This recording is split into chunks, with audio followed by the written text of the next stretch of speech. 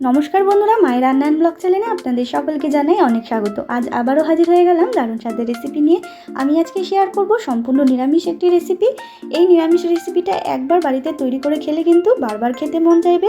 আর নিরামিষের দিনে কিন্তু আমরা অনেকেই চিন্তা করি যে কি রান্না করব, কি দিয়েই বা খেতে দেবো।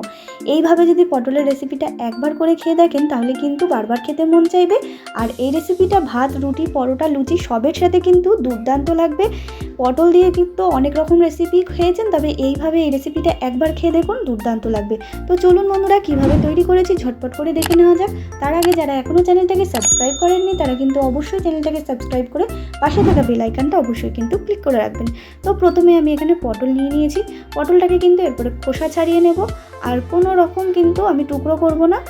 পটলটাকে ভালো করে খোসা ছাড়িয়ে ধুয়ে নিয়েছি। আর এখানে একটা মিক্সিং জার নিয়েছি, তার মধ্যে দিয়ে দিলাম চার মগজ, দিয়ে দিলাম পোস্ত, দিয়ে দিলাম মৌরি, আর দিয়ে দিলাম সাদা তিল। এরপর দিয়ে দিচ্ছি পনিরটা কিন্তু এখানে পেস্ট করে নিতে হবে। আর দিয়ে দিচ্ছি এখানে টমেটো, আদা এবং কাঁচা লঙ্কা ঝাল অনুযায়ী। তারপরে পরিমাণ মতো জল দিয়ে কিন্তু মিহি একটা পেস্ট তৈরি করে নেব। এইভাবে যদি পনির পেস্টটা করে তৈরি করেন কিন্তু এই রেসিপিটা, তাহলে কি দুর্দান্ত লাগবে। অনেকেই তো পনির দিয়ে কিন্তু অনেক রকম পটলের রেসিপি খেয়ে থাকেন, তবে এইভাবে রান্নাটা করলে কিন্তু দারুণ লাগবে। নিরামিষের দিনে কোনো চিন্তাই হবে না যে কি দিয়ে খাবেন। তো দেখুন, এরপরে কিন্তু পেস্টটা তৈরি করে আমি কিন্তু সরাসরি গ্যাসে একটা কড়াই বসিয়ে তার মধ্যে দিয়ে দিলাম পরিমাণ মতো সরষের তেল। পুরো রেসিপিটা আমি সরষের তেলে করছি, চাইলে আপনারা রিফাইন্ড অয়েলেও করতে পারেন। এরপরে কিন্তু তেলটা গরম হয়ে গেছে, আমি এখানে তেলের মধ্যে লবণ দিয়ে কিন্তু পটলগুলো একে একে দিয়ে দিচ্ছি। পটলগুলো হালকা লাল করে কিন্তু ভেজে নেব একটু সময় ধরে। আর খুব বেশি আবার ভাজবেন না, নাহলে কিন্তু পটল একদম চিপসে যাবে, আর সেটা কিন্তু খেতেও ভালো লাগবে না, আর দেখতেও কিন্তু খুব একটা ভালো লাগবে না। এখানে পরিমাণ মতো হলুদ গুঁড়ো দিয়ে দিলাম। হলুদ গুঁড়ো দিলে কিন্তু পটলগুলো যে ভাজা হয়েছে সেটা কিন্তু দেখতে সুন্দর লাগে। তো দেখুন বন্ধুরা, পটলগুলো কিন্তু ভাজা হয়ে গেছে। আমি কিন্তু খুব বেশি ভাজিনি, কিন্তু হালকা লাল করেছি গাটা। এইভাবে কিন্তু ভেজে নিতে হবে। তো দেখুন, এরপরে কিন্তু আমি এক এক করে তুলে রাখছি। তো বন্ধুরা, আমি এই রেসিপিটার নাম দিয়েছি মৌরি পনির পটল। এই রেসিপিটার যথাযথ নাম এটা হয়েছে কি না অবশ্যই আমাকে কমেন্টে জানাবেন। তো দেখুন, পটলগুলো কিন্তু ভেজে তুলে রেখেছি লাল লাল করে। এরপরে কিন্তু ওই তেলের মধ্যে দিয়ে দিলাম কালো জিরে ফোড়ন আর দুটো মতো শুকনো লঙ্কা। এরপরে যে পেস্টটা তৈরি করে রেখেছিলাম সেটা কিন্তু আমি বাটির মধ্যে আলাদা করে তুলে রেখেছিলাম, সেটাই কিন্তু ভালো মতো এবার কষিয়ে নিচ্ছি। তো দেখুন বন্ধুরা, খুব ভালো মতো কষিয়ে নিয়েছি। যেহেতু এখানে পনিরটা পেস্ট করা আছে তার জন্য কিন্তু খুব সুন্দর একটা গ্রেভি তৈরি হয়ে যাবে।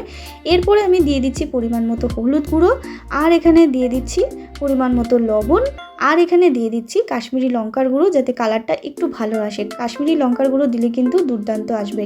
আর এই রেসিপিটা কিন্তু অতটাও স্পাইসি হয় না, বাচ্চা থেকে বড় সকলেই কিন্তু ভীষণ পছন্দ করবে এই রেসিপিটা।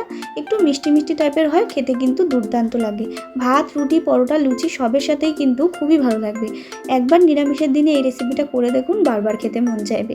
তো দেখুন, এরপরে কিন্তু মশলাগুলোকে ভালো মতো কষিয়ে নিয়ে দিয়ে দিলাম পটলটাকে দিয়েও কিন্তু আবারও মশলার সাথে ভালো মতো কষিয়ে নিচ্ছি, যাতে পটলের মধ্যে খুব ভালো মতো এই মশলাটা ঢুকে যায়। তো দেখুন বন্ধুরা, খুব ভালো মতো কিন্তু কষিয়ে নিয়েছি।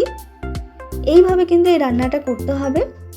পটল দিয়ে তো অনেক রেসিপি খেয়েছেন, তবে এইভাবে যদি পটলের রেসিপিটা করেন তাহলে কিন্তু বারবার খেতে মন চাইবে। একঘেয়েমি পটল খাবার থেকে যদি এইভাবে একটু নতুনত্বভাবে করা যায় তাহলে কিন্তু দুর্দান্ত লাগবে। তারপরে পরিমাণ মতো জল দিয়ে দিলাম।